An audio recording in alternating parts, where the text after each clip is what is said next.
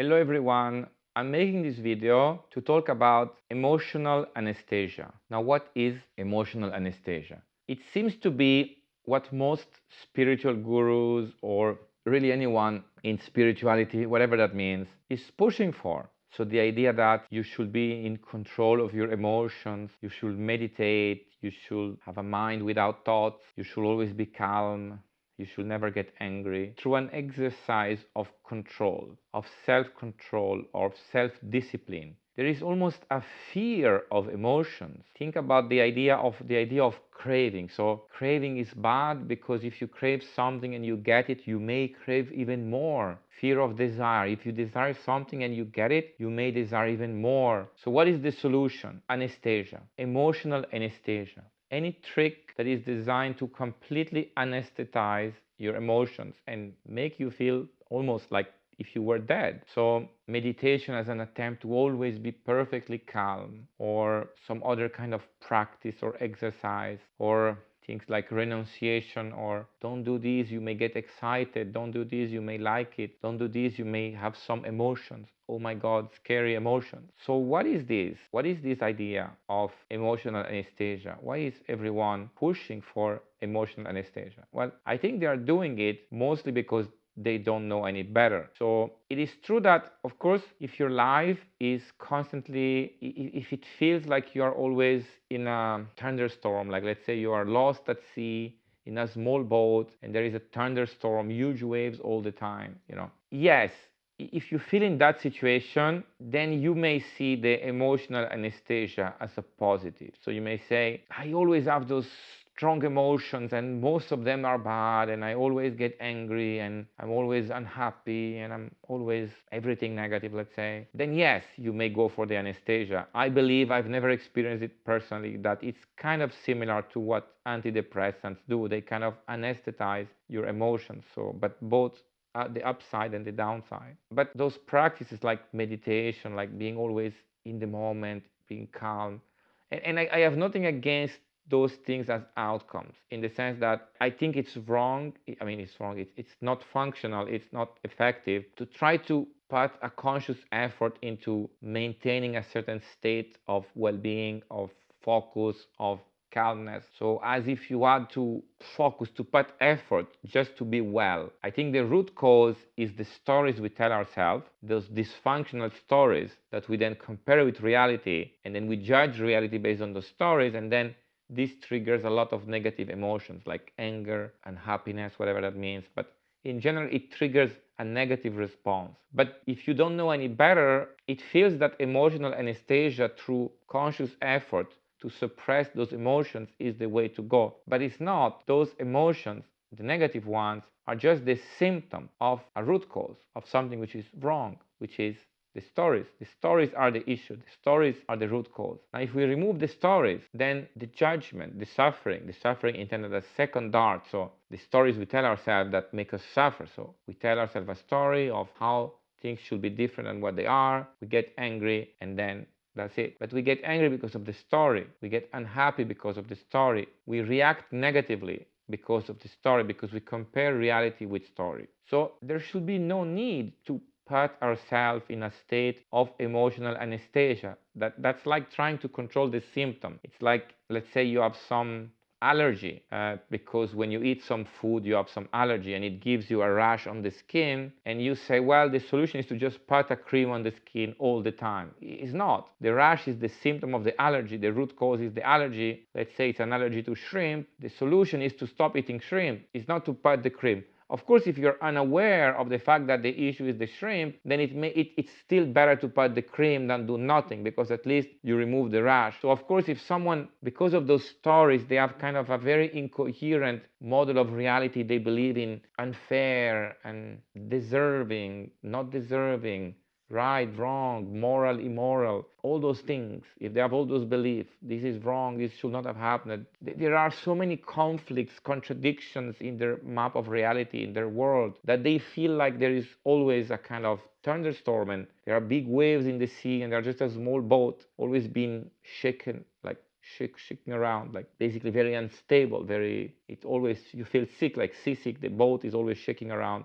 because of the big waves, and you always feel sick. And so in this case, yes, you wish you could be anesthetized. You wish the waves would just stop and it was perfectly still. But in reality, that's not what you want. I mean, that's not the ideal scenario. Maybe it's boring if it's always perfectly still, nothing happens, you cannot even move, you're just anesthetized. So maybe you would like that there is some calm wind that is pushing the boat, not complete anesthesia. But again, this is not something that is effectively obtained by suppressing the emotion. This is not something that should be, let's say, managed at the emotion level. It's not about suppressing the emotion, putting some sort of conscious effort to lower the emotion, to anesthetize the emotion through meditation and focusing and certain practices, which are just really anesthetic practices. You just push down the emotion. You don't remove the story, which is the root cause. You still have all the stories, you still believe all the nonsense, you still react to the nonsense, but you react a little bit less because you're more anesthetized. So just like when you go to the dentist, they anesthetize your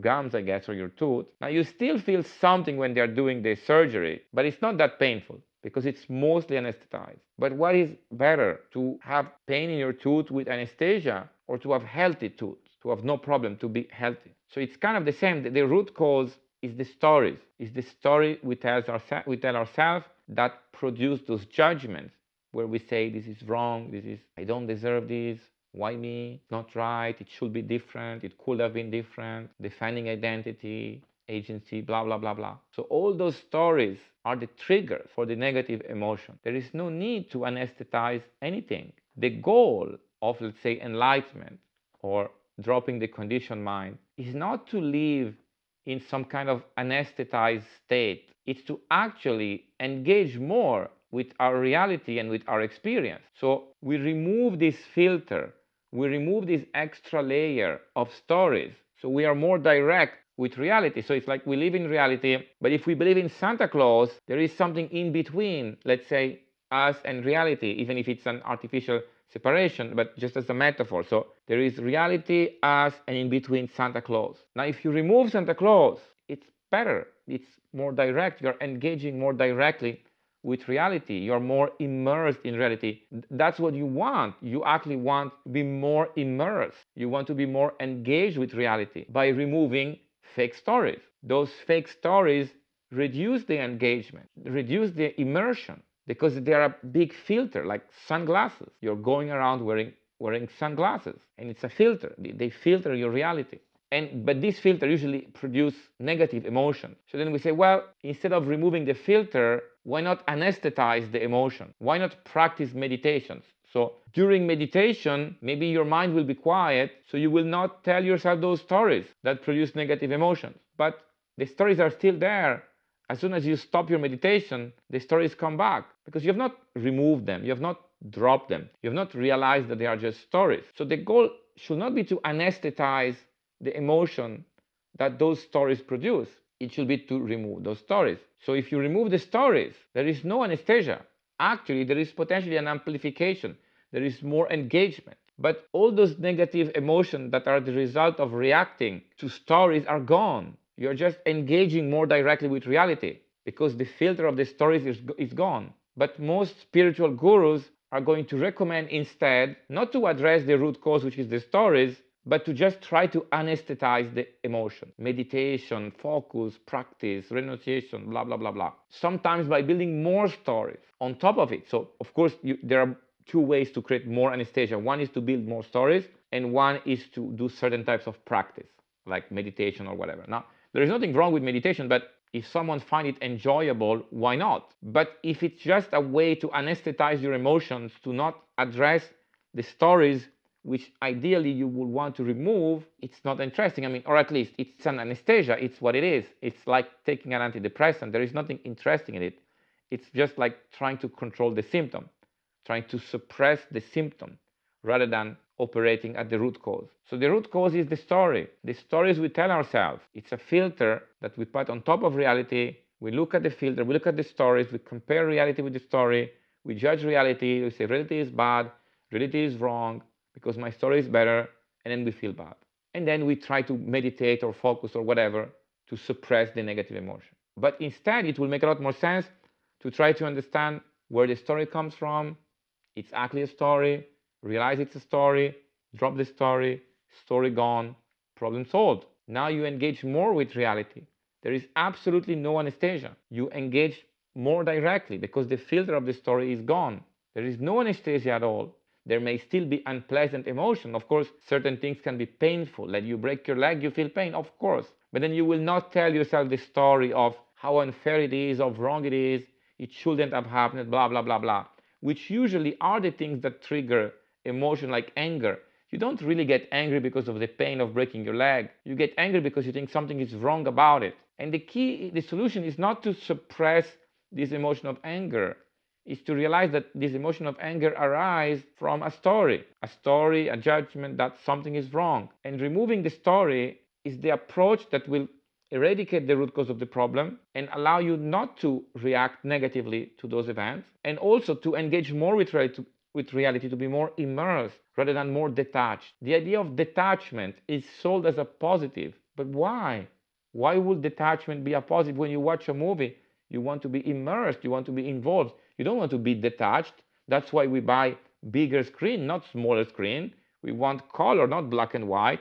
We want virtual reality or 3D. So because we want to be more engaged, more immersed. Ideally, that's what we're looking for. I mean, we are alive. The goal is not to be dead, it's to be more alive. The idea of anesthesia is similar to being more dead. What is exactly the point of detachment? Again, it's kind of a misunderstanding. It's like, of course, if you do not believe you can address the root cause, if you do not believe you can eradicate the stories and solve the root problem, then yes, maybe detachment, anesthesia is the solution. You will detach yourself from reality so you react less. But you detach yourself because you are scared of reacting, because you know the story is still there. You know that eventually there will be a trigger that will make you react, because the story is still there. So you try to detach yourself, isolate yourself from society, go to some temple, meditate all day long, renunciate everything, not interact with people, maybe even not speak, like it's called a vow of silence. Just never speak as if it was something holy or that makes you special or superior. And that's, by the way, another filter, another story